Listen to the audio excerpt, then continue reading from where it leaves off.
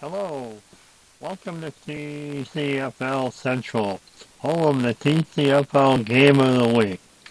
Today's show is the TCFL Weekend Review Week 8. On the agenda, we'll go over last week's games and then continue on through the standings and league leaders, among other things. Okay, first up is the games from last week. We have a very close game with Nashville defeating New York 19-18. Take a look at the game stats. As you see, Nashville and New York were fairly even throughout the contest. Not even 7 points separated them throughout the game. You see the scoring drives, all the other drives.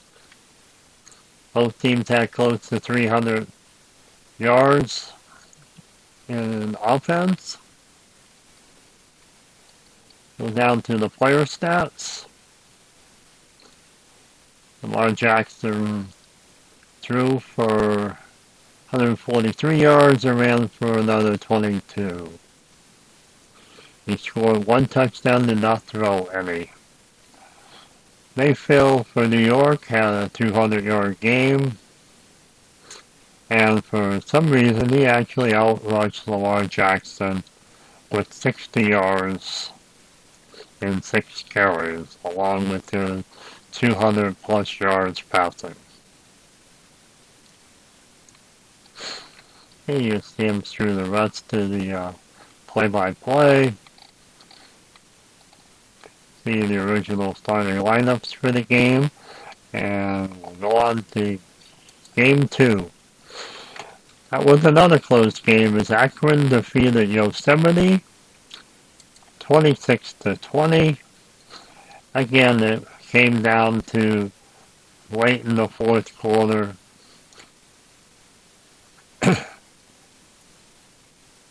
As Yosemite tried to get a bit closer, but just ran out of time. There's scoring drives, not very many regular drives, and as you can see, quite a few of the plays in the first half were quite a few plays. You have 4 drives back to back that covered over 10 plays each for the two teams. The second half, you can see there, that offense, Yosemite and both Akron had over 300. Yosemite even passed for 300. Akron rushed for a little over 100, with Henry having a 100-yard game. Wilson threw for 2 touchdowns for Akron. And we'll just go through the play-by-play here. And there's the starting lineups for Game 2. Game 3 had a blowout as Detroit defeated Sheraton 40-9, probably one of the largest blowouts of the season. Here we can see all of the scoring drives that Detroit pretty much dominated from the start to the finish. Only the fourth quarter did not have any scoring drive. Detroit did top the 400-yard total offense, while Sheridan did do over 300 themselves. Player statistics had Murray passing for over 200 and 4 touchdowns.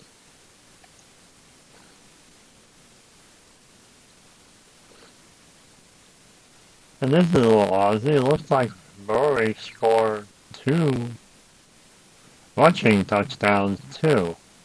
Wow. Very interesting. Over here, Landry for Sheridan did catch 13 passes for over 100 yards. That's the stats, the play-by-play.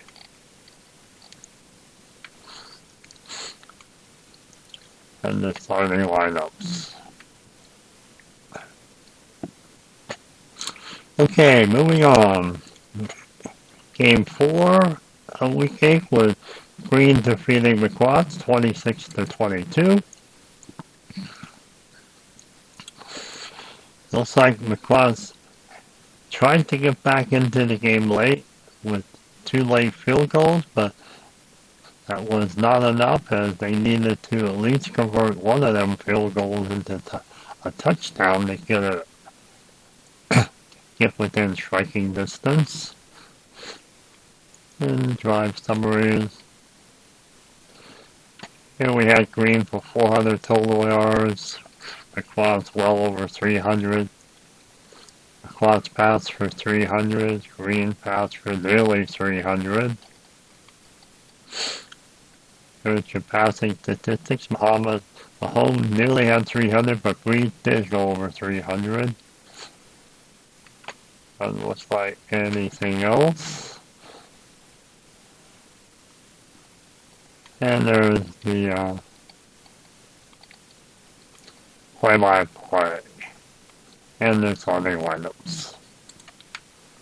Okay, next game is Putnam County defeating Hazard County 28-18.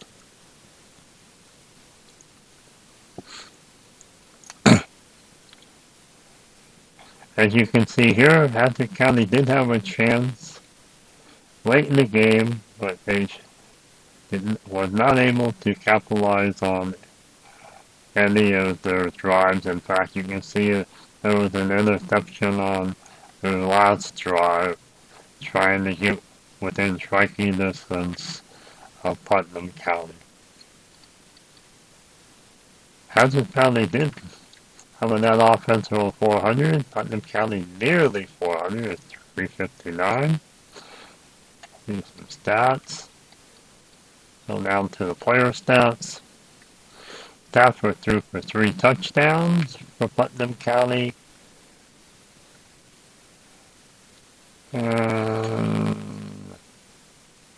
That seems to be about it as far as individual stats.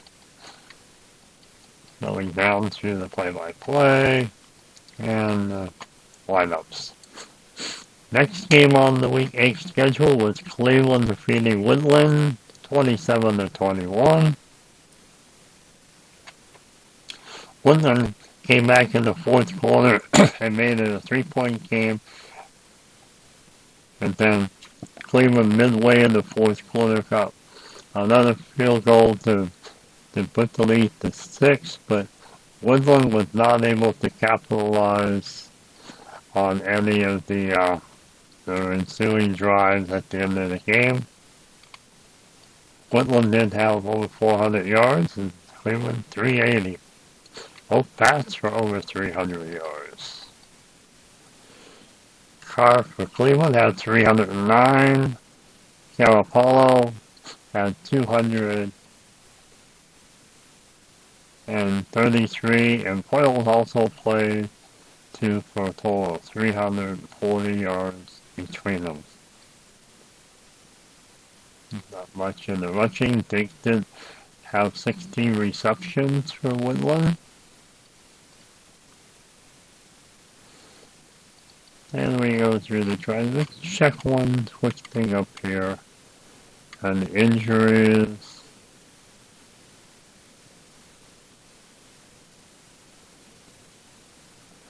Yeah, that's what it looks like. Calapolo.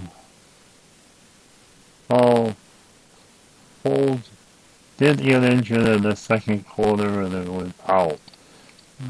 So that must be he started the game. Let's go down to here.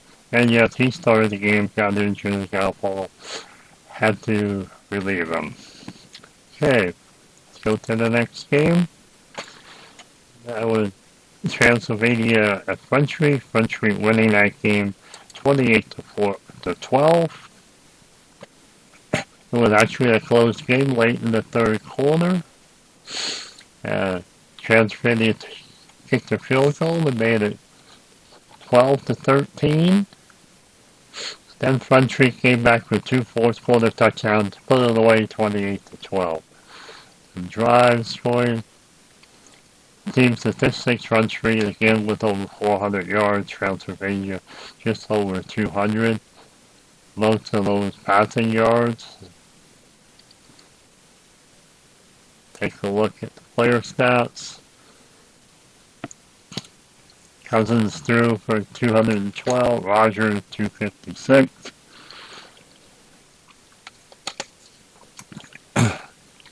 Hampton didn't rush for over 100 yards for Front Street.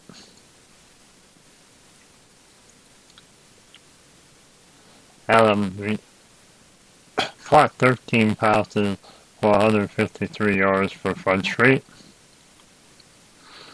And the play-by-play.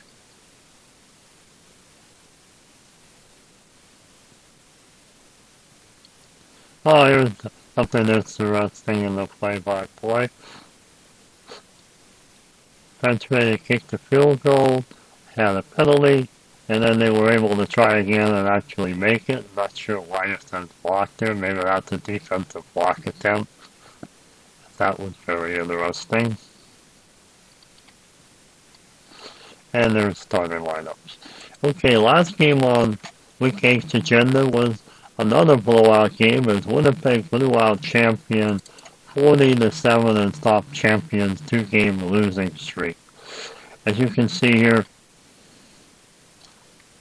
Champion actually had to lead 7-6 late in the first quarter as Winnipeg on their first drive missed an extra point, while Champion converted on their extra point and make it a 7-6 game, and then it was all Winnipeg from then on. 1, 2, 3, 4, 5, 6 possessions that they scored either a field goal or a touchdown. And wow, Winnipeg had 34 points by halftime, only had 2 field goals at the end in the second half. So Winnipeg seemed to do most of all of their damage in the first half. I'm down through here for the statistics. Champion on a rare game in the league had less than 200 yards total offense. Winnipeg nearly hit the 500 with 478. Go through the statistics. Tannehill threw for 360 plus yards and 5 touchdowns. Looking for the receiving touchdowns. Coop did have 2 himself. Well, I had 11 catches for 126. Okay, there's the play-by-play of the game and the starting lineups. Okay, next up on the agenda is to go through the standings. And maybe before we do that, we do have an announcement that New York has decided not to play any of their head-to-head games this year, but let the PC play them for them. That would just leave Akron and Detroit are the only 2 head-to-head teams that will be playing head-to-head games this year, and they will, as of right now, they will be playing both of their head-to-head games in the home-and-home series. Otherwise, all the rest of the head-to-head games will be scheduled on the PC side to be played. With that being said, we do have two head-to-head games that need to be played to catch them up to Week 10. And that's the Week 1 game, Akron at New York, and then there's a Week 3 game, New York at Detroit. So let's go ahead and play them, and then we'll take a look at the standings. So we'll go to Week 1. Here we have New York by 5 points, Akron is 2-3 at the time, at that right now, and New York is 3-2. Go ahead and put it on instant mode. We'll play the game. We'll quick play the game and see the results. And the final, New York 37, Akron 14. Fitzpatrick threw 2 interceptions and a touchdown. No, Fitzpatrick, the defensive player. My bad. He had 2 interceptions, 1 for a touchdown and 4 tackles. And that was for New York. The highlight probably of the game is that. Well, let's go ahead and take a quick look at the statistics and see what we have here. And wow, look at this. Akron jumped off to a 14-0 lead, and New York just came back with a vengeance and scores 37 unanswered points to win 37-14. Wow.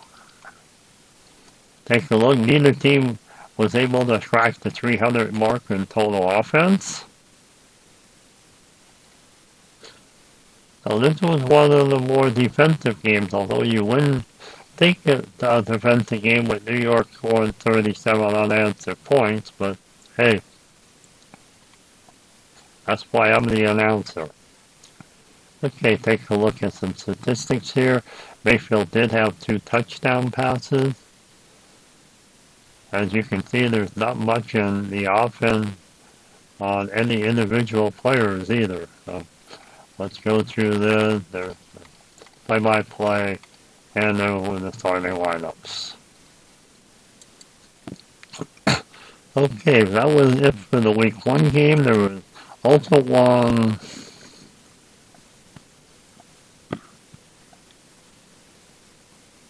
week. Now, there's still a missing Week 2 game, as you can see right here. That's that one head-to-head game with Detroit playing Akron in their home-and-home series. Head-to-head. So we'll flip over to Week 3, whereas the other game that has not been played yet, and that's New York at Detroit. New York now standing 4-2, Detroit 2-3. We have it set to instant. New York is just a 1-point favorite. Go ahead and do the autoplay for a quick play, and let's see what happens in this game. And Detroit defeats New York 26-23. Cook rushed for 123 yards and had 4 receptions for 100 yards. That's a double-double, right, guys? Yeah, and then he also had 1 touchdown, rushing and receiving. So Cook for Detroit seemed to have a very all-around game. Go ahead and check the box score. See anything unusual. Detroit got off to a 6-0 lead. By halftime, it was New York 10, Detroit 13. And New York did take the lead early in the 4th quarter. Then Detroit came back, scored a touchdown, and take a 20-16 lead. And New York took the lead again. Detroit tied it, and there was 16 seconds left in the game. They kicked a field goal to win it 26-23. Very good game. Detroit nearly cracked the 500-yard total offense in this game with 491. New York had respectable 334. Going for the individual player stats, Murray passed for 288. Mayfield had only a 200-yard game. That seemed to be one of his lower passing games of the year. Cook ran for, as we said, for 123 yards and a touchdown. He also had 100 yards receiving and a touchdown. So he had a very good game for Detroit. And there's the play-by-play. and lineups. So that gets us back in sync with the schedule with only 2 games remaining on the head-to-head side to be played head-to-head. And like I said, that's the Detroit Akron series. So get out of the schedule and go back to our main screen. Take a look now at the standings with those 2 head-to-head games recorded. In the head-to-head North, Green is still at 7-0, followed by Nashville 5-2, Yosemite and Sheridan. South, New York has now played all 7 of their games on the PC side and have a 4-3 record. Detroit's 3-3, Akron 2-4, Lacrosse is 1-6. As we said, Detroit and Akron will be playing a couple head-to-head games to get them caught up. On the PC side, Winnipeg still undefeated, followed by Cleveland and Putnam County, both at 3-4.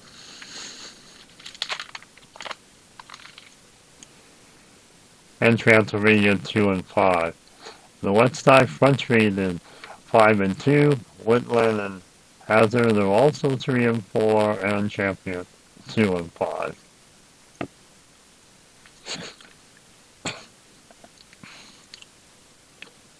Here you look at the passing and rushing and receiving leaders. Winnipeg's Tannehill, I think it just took over the lead. I think Rogers has been first for the better part of the whole season, but Tannehill looks like he has moved ahead of him. Robinson's still the leading rusher. And let's see if we can do a little better report with Link. We'll see if we'll do this.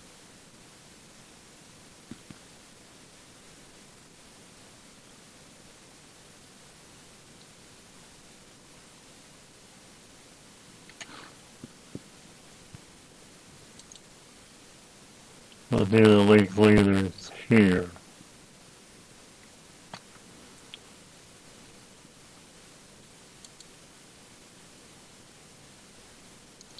Hey, quick look through the league leaders. They said Robinson leads the league in rushing.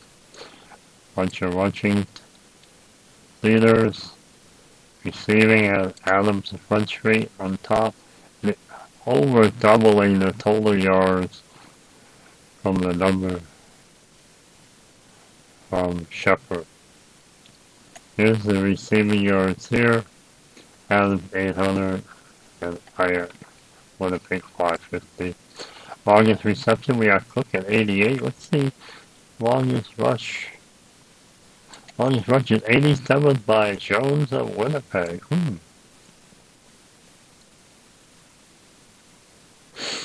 And then the passing leaders, Tannehill has 124.9, Rogers and Stafford, right down the list.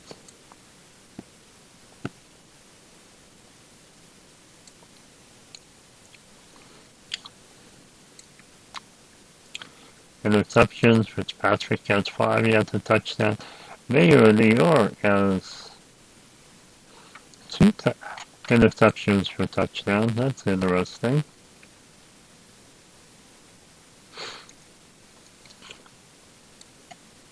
Zach, there doesn't seem to be a whole lot of individuals gaining a huge number of stats, and you see here in the top 10 all have 3. Kick return leader. Punt return leader, Spencer has that 1 touchdown. Kicking leader, Winnipeg Bagley has 75 points to lead the league. Punting leaders, and that's the leaders.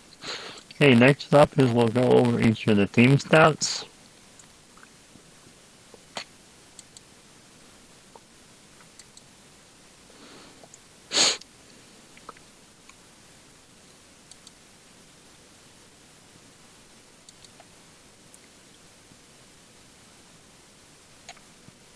Whoops.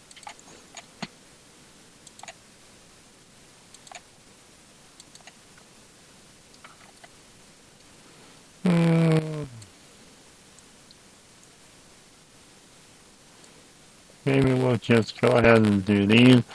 These custom reports will be emailed out after today's wrap up. So there's Akron. Charles, got one pass off. Ooh. Champion. Cleveland. Detroit. Front Street. Green. Hazard. Lacrosse. Nashville. New York. Putnam County. Sheridan. Transylvania. Winnipeg. Whitland. And Yosemite. Okay, that's it for the team stats. Let's see if there were any big plays reported recently.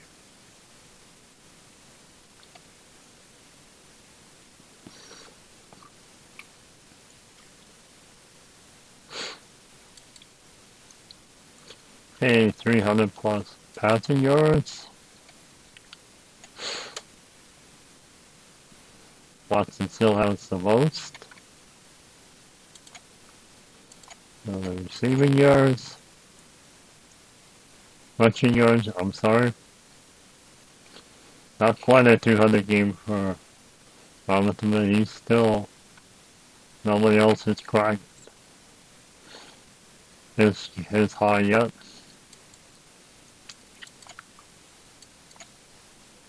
Receiving yards, still thinking with 230 for Yosemite against Nashville.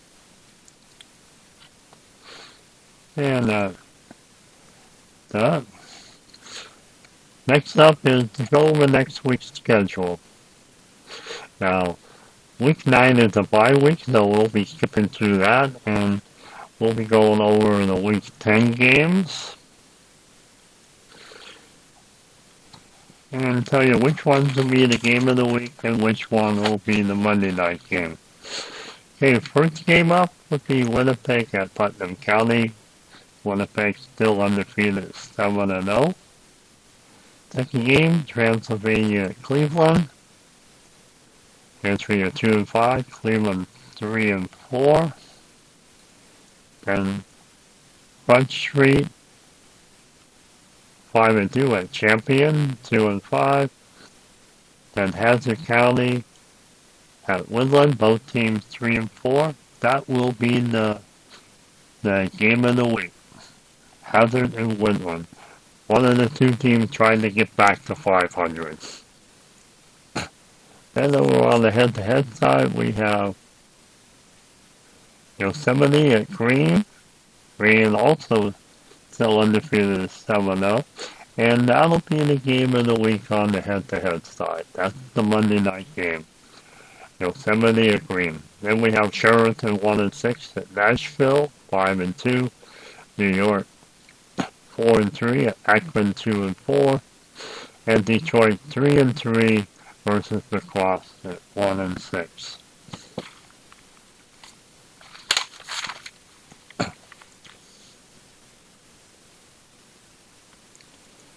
Well, that's it for the TCFL Weekend Review, Week 8. Just to remind you about the schedule. On Sunday at 6 p.m. we'll have the TCFL Game of the Week, and then on Monday at 6 p.m. we'll have the TCFL Monday Night Game of the Week. And then we'll wrap up the weekend review on Saturday, what would that be? That would be the March the 5th. Okay, so that's it from TCFL Central. We're signing off for the evening.